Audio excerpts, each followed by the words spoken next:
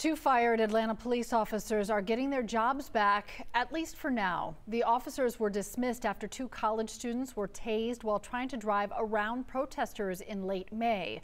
But Joe Henke today learned Atlanta's mayor still believes the firings were justified. Documents obtained by 11 Alive show in its ruling on Monday, a City of Atlanta board overturned the firing of Officer Mark Gardner and Ivory because the board found the city violated policy for terminations when it dismissed the two officers. The board did not issue any ruling or comment, though, on whether they viewed the actions of the officers to be justified or not. In a statement sent to 11 Alive, Mayor Keisha Lance Bottoms still stands by the now overturned firings of Mark Gardner and Ivory Streeter. Bottoms writes, given the unrest across our city and nation at the time and the disturbing video footage before us, I still believe that the right decision was made. It is also important to note that the CSB did not say that the officers' conduct was lawful.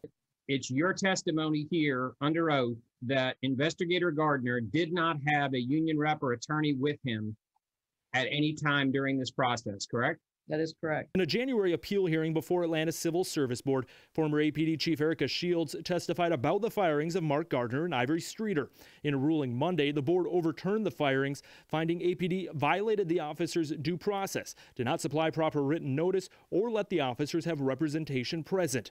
APD fired the officers in May after video showed officers tasing college students Tanaya Pilgrim and Messiah Young. The video sparked outrage as the two students said they were driving away.